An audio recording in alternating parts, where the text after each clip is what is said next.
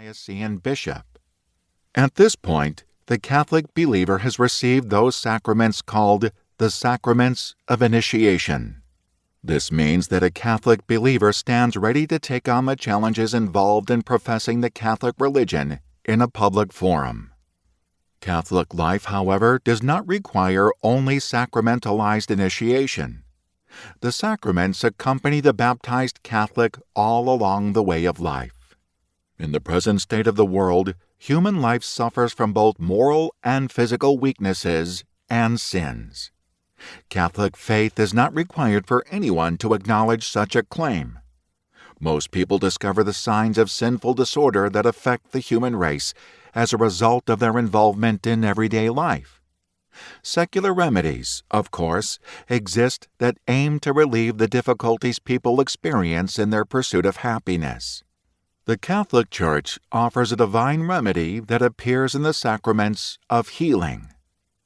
The first of these, the sacrament of penance and reconciliation, many Catholics call confession. Indeed, ordinary folks often indicate their intention to receive this sacrament by saying, "I'm going to confession." Because of the secrecy that binds the priest-confessor, this sacrament oftentimes attracts attention from the general public, especially from those who argue that some secrets should not enjoy such privilege. For her part, the Catholic Church vigorously defends the practice of the sacramental seal of confession.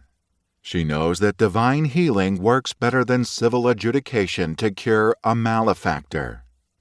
While various persons and institutions offer help for psychic disabilities, none can offer a remedy for death. God, however, confided to the Catholic Church a sacrament that aims to strengthen seriously ill and dying Catholics so that they can worthily meet Christ, who comes as their judge. The sacrament of the anointing of the sick gains public notice at moments when priests administer this sacrament in high-profile circumstances, such as during battlefield combat, before capital punishment, and during times of pandemic. Priests also bring the so-called last rites to those who require them in whatever everyday circumstance they find themselves, often in hospital rooms, but also in private homes and in nursing facilities. The Catholic Church sanctifies certain states of life.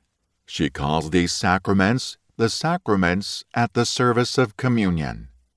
Because the Catholic Church values above all the supernatural life of divine grace in which human beings can be made participants, the first of these sacraments consecrates men for service as priests.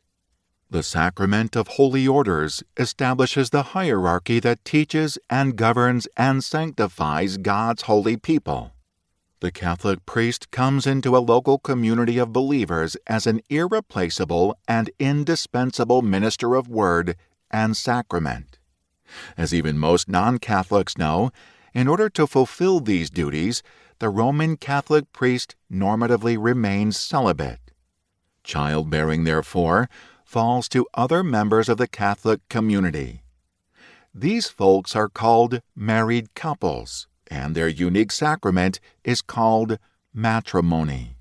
Husbands and wives, together with their children, form what the Catholic Church today emphasizes as the domestic church, a place where all that happens for the sanctification of human beings finds an exemplary environment. Priests serve the supernatural community of the Church, whereas married couples serve the natural but sanctified communion of the human race. Because the purpose of this book is to provide the Catholic view of the sacraments, the official documents of the Catholic Church make up the major portion of the documentation.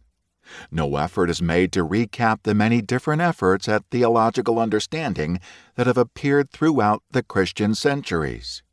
The only theological disputes that receive mention serve to explain the evolution of some important sacramental doctrine, especially with respect to the sacraments of baptism and the Eucharist. The 16th century Reform movements provided significant motivation for the Church to crystallize her teaching on the sacraments. This explains the several references to the Council of Trent